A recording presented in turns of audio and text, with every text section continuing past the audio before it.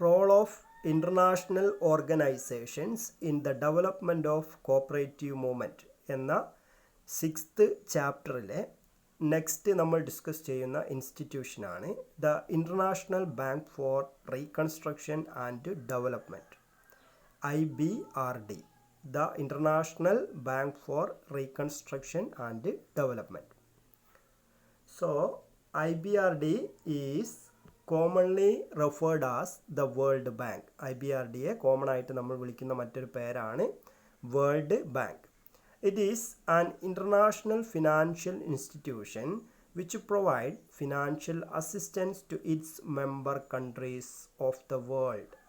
ലോകത്തുള്ള വ്യത്യസ്ത രാജ്യങ്ങൾക്ക് ആവശ്യമായിട്ടുള്ള ഫിനാൻഷ്യൽ അസിസ്റ്റൻസ് പ്രൊവൈഡ് ചെയ്യുക എന്നുള്ള ലക്ഷ്യത്തോടു കൂടി പ്രവർത്തിക്കുന്ന ഒരു ഇൻ്റർനാഷണൽ ഫിനാൻഷ്യൽ ഇൻസ്റ്റിറ്റ്യൂഷനാണ് ഈ വേൾഡ് ബാങ്ക് എന്നറിയപ്പെടുന്നത്.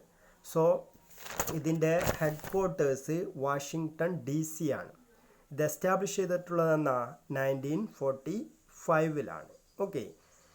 ദെൻ അപ്പം ലോകത്താകമാനം വ്യത്യസ്ത രാജ്യങ്ങൾ ഈ വേൾഡ് ബാങ്കിൽ അംഗങ്ങളാണ്.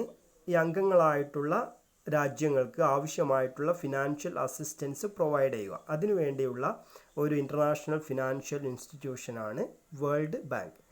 To overcome the consequences of worldwide depression and the Second World War, two institutions were formed in 1944, namely IMF and World Bank. IMFും അതുപോലെ തന്നെ വേൾഡ് ബാങ്കും എസ്റ്റാബ്ലിഷ് ഉണ്ടായിട്ടുള്ള സാഹചര്യമാണ് പറയുന്നത്. സെക്കൻഡ് വേൾഡ് വാറിൻ്റെ ഭാഗമായിട്ടും അതുപോലെ തന്നെ വേൾഡ് വൈഡ് ഡിപ്രഷൻ്റെ ഭാഗമായിട്ടും ലോകത്താകമാനമുള്ള രാജ്യങ്ങളുടെ എക്കണോമിക് സിസ്റ്റവും അതുപോലെ തന്നെ ബാക്കി എല്ലാ കാര്യങ്ങളും തന്നെ വളരെയധികം ഡിസ്ട്രോയിഡായി. അപ്പോൾ ഈ രാജ്യങ്ങളെ എക്കണോമിക് സിസ്റ്റം ആകെ തകർന്നു പോയിട്ടുള്ള ഈ രാജ്യങ്ങളെ എന്ത് ചെയ്യണം, ഉയർത്തിക്കൊണ്ടുവരണം. ആ ലക്ഷ്യത്തോടു കൂടി to overcome the consequences of worldwide ഡിപ്രഷൻ്റെ ഭാഗമായിട്ടുള്ള കാര്യങ്ങളും അതുപോലെ തന്നെ സെക്കൻഡ് വേൾഡ് വാറിൻ്റെ ഭാഗമായിട്ടുണ്ടായിട്ടുള്ള കോൺസിക്വൻസസും ഓവർകം ചെയ്യുന്നതിന് വേണ്ടിയിട്ടാണ് 1944 IMF അതുപോലെ തന്നെ വേൾഡ് ബാങ്ക് എന്ന പേരിൽ രണ്ട് ഇൻസ്റ്റിറ്റ്യൂഷൻ, ഇതിനെയാണ് നമ്മൾ എന്തെന്ന് പറയുന്നത്, ബ്രിട്ടൻ വുഡ് ട്വിൻസ് എന്ന് പറയുന്നത് അല്ലേ. അപ്പോൾ ഈ രണ്ട് ഇൻസ്റ്റിറ്റ്യൂഷൻ IMFും വേൾഡ് ബാങ്കും എസ്റ്റാബ്ലിഷ് ചെയ്യാൻ തീരുമാനിക്കുന്നു. So the IMF it provide short term fund to member countries. അപ്പോൾ ഇതിനകത്ത് IMF എന്ന് പറയുന്ന ഇൻ്റർനാഷണൽ മോണിറ്ററി ഫണ്ട് എന്ന് പറയുന്ന ഇൻസ്റ്റിറ്റ്യൂഷൻ സാധാരണഗതിയിൽ മെമ്പർ കൺട്രീസിന് ഷോർട്ട് ടൈം ഫണ്ട്സ് ആയിരുന്നു പ്രൊവൈഡ് ചെയ്തിരുന്നത്. എന്നാൽ ഈ സെക്കൻഡ് വേൾഡ് വാറിൻ്റെ ഭാഗമായിട്ട് തകർന്നിട്ടുള്ള എക്കണോമിക് സിസ്റ്റമൊക്കെ പഴയ രീതിയിലേക്ക് ഡെവലപ്പ് ചെയ്ത് കൊണ്ടുവരുന്നതിന് വേണ്ടിയിട്ട് ഷോർട്ട് ടൈം ഫണ്ട് മാത്രം കിട്ടിയത് കൊണ്ട് രാജ്യങ്ങൾക്ക് കഴിയില്ല. അപ്പോൾ ലോങ് ടേം ഫണ്ടിൻ്റെയും ആവശ്യകത വന്നു. അപ്പോൾ IMFൻ്റെ ഈ ഷോർട്ട് ടൈം ഫണ്ടിൻ്റെ അപര്യാപ്തതയിൽ നിന്ന് ലോങ് ടേം ഫണ്ട് പ്രൊവൈഡ് ചെയ്യുന്ന വേൾഡ് ബാങ്ക് എസ്റ്റാബ്ലിഷ് ചെയ്യാനാണ് തീരുമാനിക്കുന്നത്. അങ്ങനെയാണ് എന്ത് ചെയ്യുന്നത്, so the world bank establish ചെയ്യുന്നത്. So it was established to provide long term loans to member countries for the purpose of reconstructing the war damaged economies and under developed countries. Okay. അപ്പം world bank establish ചെയ്തതിൻ്റെ ലക്ഷ്യം എന്ന് പറയുന്നത് so it was establish to provide long term loans to member കൺട്രീസിന് long term loans provide ചെയ്യുന്നത്. Long term loans എന്ന് പറയുമ്പോൾ 5 years to 20 years വരെയൊക്കെയാണ് വേൾഡ് ബാങ്ക് ആവശ്യമായിട്ടുള്ള മെമ്പർ കൺട്രീസിന് ലോൺ കൊടുക്കുന്നത്. Okay. So to provide long term loans to member countries for the purpose of എന്തിനു വേണ്ടിയിട്ടാണ്, so to reconstructing the war destroyed economy, second world വാറിൻ്റെ ഭാഗമായിട്ടുള്ള തകർന്നിട്ടുള്ള രാജ്യങ്ങളുടെ എക്കണോമിക് സിസ്റ്റത്തെ ഡെവലപ്പ് ചെയ്യുന്നതിന് വേണ്ടിയിട്ട്. അതുപോലെ തന്നെ അണ്ടർ ഡെവലപ്ഡ് കൺട്രീസ്, നമുക്കറിയാം പല ആഫ്രിക്കൻ കൺട്രീസ് എല്ലാം തന്നെ എന്താണ്, അണ്ടർ ഡെവലപ്ഡ് കൺട്രീസാണ്. ഓക്കെ. അപ്പോൾ ഈ അണ്ടർ ഡെവലപ്ഡ് കൺട്രീസിനെ എക്കണോമിക്കലി ഡെവലപ്പ് ചെയ്ത് കൊണ്ടുവരുന്നതിന് വേണ്ടിയിട്ടും അതുപോലെ തന്നെ സെക്കൻഡ് വേൾഡ് വാറിൻ്റെ ഭാഗമായിട്ട് ഡിസ്ട്രോയിഡ് ആയി പോയിട്ടുള്ള എക്കണോമിക് സിസ്റ്റത്തെ ഡെവലപ്പ് ചെയ്ത് കൊണ്ടുവരുന്നതിന് വേണ്ടിയിട്ടും അല്ലെങ്കിൽ റീകൺസ്ട്രക്റ്റ് ചെയ്യുന്നതിന് വേണ്ടിയിട്ടുമാണ് വേൾഡ് ബാങ്ക് എസ്റ്റാബ്ലിഷ് ചെയ്തിട്ടുള്ളത്. ഇനി വേൾഡ് ബാങ്കിൻ്റെ ഓർഗനൈസേഷൻ ആൻഡ് സ്ട്രക്ചറാണ്. സോ ഇറ്റ് കൺസിസ്റ്റ് ഓഫ്, ഇതിനകത്ത് വരുന്നത് എന്തൊക്കെയാണ് ഓർഗനൈസേഷൻ സ്ട്രക്ചറിനകത്ത്. First one, the board of governors ഉണ്ട്. Then the board of executive directors ഉണ്ട്. Then advisory committee, the loan committee and the president and other staff members. ഇത്രയും ആളുകൾ ഉൾക്കൊള്ളുന്നതാണ് ഇതിൻ്റെ organisation structure. Board of the governors ഉണ്ട്, then board of executive directors ഉണ്ട്, the advisory committee, the loan committee, the president and other staff members. ഇതാണ് ഇതിൻ്റെ ഒരു organisation സ്ട്രക്ചറായിട്ട് പറയുന്നത്.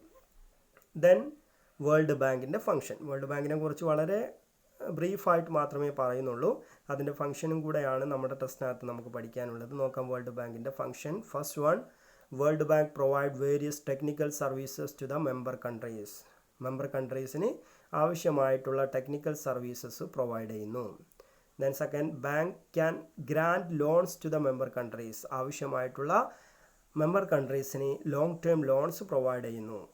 Then third, generally banks grant loans for a particular project duly submitted to the bank by the member countries. Okay, underdeveloped കൺട്രീസിനെയൊക്കെ സംബന്ധിച്ചിടത്തോളം അവരുടെ economic system ഒക്കെ ഉയർത്തിക്കൊണ്ടുവരുന്നതിനാവശ്യമായിട്ടുള്ള പ്രോജക്റ്റുകൾ implement ചെയ്യുന്ന സമയത്ത് ആ പ്രോജക്റ്റ് ഡ്യൂലി സബ്മിറ്റഡ് പ്രോജക്റ്റുകളാണെങ്കിൽ അതിനാവശ്യമായിട്ടുള്ള ലോൺസ് ഗ്രാൻഡ് ചെയ്യുന്നു. Okay, bank grant loans to a particular project duly submitted to the bank by the member countries. Then fourth, the debtor nation has to repay either in reserve currencies or in the currency in which the loan has sanctioned. Okay, അവർക്ക് loan sanction ആക്കിയ കറൻസിയിൽ തന്നെയോ അതല്ലെങ്കിൽ reserve കറൻസിയുടെ ബേസിലോ എന്ത് ചെയ്യാം, ഒരു കടം വാങ്ങിച്ച രാജ്യത്തിന് അതിൻ്റെ ഡെപ്റ്റ് റീപേ ചെയ്യാം. Then last, bank also provide loans to private investors belonging to member countries on its own guarantee. Member കൺട്രീസിൻ്റെ ഗ്യാരണ്ടിയിൽ മേൽ വേൾഡ് ബാങ്ക് എന്ത് ചെയ്യുന്നുണ്ട്, പ്രൈവറ്റ് ഇൻവെസ്റ്റേഴ്സിനും ആവശ്യമായിട്ടുള്ള ലോൺ പ്രൊവൈഡ് ചെയ്ത് കൊടുക്കുന്നുണ്ട്. അപ്പോൾ ഗവൺമെൻറ് സെക്ടേഴ്സിന് മാത്രമല്ല പ്രൈവറ്റ് ഇൻവെസ്റ്റേഴ്സിനും ആവശ്യമായിട്ടുള്ള ലോണ് ആ മെമ്പർ കൺട്രിയുടെ ഗ്യാരണ്ടിയിൽ വേൾഡ് ബാങ്ക് പ്രൊവൈഡ് ചെയ്ത് കൊടുക്കുന്നുണ്ട്. ഇത്രയും അഞ്ച് ഫംഗ്ഷനും കൂടെ നമുക്കിതിനകത്ത് പഠിക്കാനുണ്ട്. ഓക്കെ, ഇപ്പോൾ വേൾഡ് ബാങ്കിനെ കുറിച്ച് വളരെ കുറച്ച് മാത്രമേ ഇതിനകത്ത് പറയുന്നുള്ളൂ. ഡീറ്റെയിൽ ആയിട്ട് നമ്മൾ ബാങ്കിങ്ങിലൊക്കെ വളരെ ഡീറ്റെയിൽ ആയിട്ട് തന്നെ പഠിക്കുന്നതാണ്. ജസ്റ്റ് ഇവിടെ ഓർത്ത് വെക്കേണ്ടത് ഇത്രയും കാര്യങ്ങളേ ഉള്ളൂ. വേൾഡ് ബാങ്ക് എന്ന് പറയുന്നത് എന്താണെന്ന് ഓർത്ത് വെക്കുക. Okay, long term loans provide ചെയ്യുന്നതിന് വേണ്ടിയിട്ടാണ് സെക്കൻഡ് വേൾഡ് വാറിൻ്റെ ഭാഗമായിട്ട് ഡിസ്ട്രോയിഡ് ആയി പോയിട്ടുള്ള എക്കണോമിക് സിസ്റ്റത്തെ ഡെവലപ്പ് ചെയ്യുന്നതിന് വേണ്ടി അല്ലെങ്കിൽ റീകൺസ്ട്രക്ട് ചെയ്യുന്നതിന് വേണ്ടിയിട്ടും അതുപോലെ തന്നെ അണ്ടർ ഡെവലപ്ഡ് കൺട്രീസിനെ ഡെവലപ്പ് ചെയ്ത് വേണ്ടിയിട്ടുമൊക്കെ ലോങ് ടേം ലോൺസ് പ്രൊവൈഡ് ചെയ്യുന്നതിന് വേണ്ടിയിട്ടാണ് വേൾഡ് ബാങ്ക് എസ്റ്റാബ്ലിഷ് ചെയ്തിട്ടുള്ളത്. അതിൻ്റെ അഡ്മിനിസ്ട്രേറ്റീവ് സെറ്റപ്പ് ഒന്ന് ജസ്റ്റ് ഒന്ന് നോക്കുക. Board of governor's, board of executive directors, advisory committee, loan committee, president and other staff members. Then അതിൻ്റെ ഒരു ഫംഗ്ഷനും കൂടെ നിങ്ങളൊന്ന് ഓർത്ത് വെക്കുക. ഇത്രയാണ് വേൾഡ് ബാങ്കിനെ കുറിച്ച് നമുക്ക് പറയാനുള്ളത്. ഇനി ഈ പാർട്ടിനകത്ത് നമുക്ക് 2 ഇൻസ്റ്റിറ്റ്യൂഷനുകളെ കുറിച്ചും കൂടെ പറയാനുണ്ട്. അതിലൊന്ന് വേൾഡ് അസംബ്ലി ഫോർ യൂത്ത് എന്ന് പറയുന്ന ഒരു ഇൻസ്റ്റിറ്റ്യൂഷനാണ്. അതുപോലെ മറ്റൊന്ന് AARDO, ഏഷ്യ ആഫ്രിക്കൻ ഡെവലപ്മെൻറ്റ് ഓർഗനൈസേഷനാണ്. AARDO എന്ന് പറയുന്ന ഒരു ഓർഗനൈസേഷനുണ്ട്. അപ്പോൾ അതിനെ രണ്ടിനെയും കുറിച്ച് നമുക്ക് അടുത്ത ക്ലാസ്സിൽ ഡിസ്കസ് ചെയ്യാം. Okay, thank you.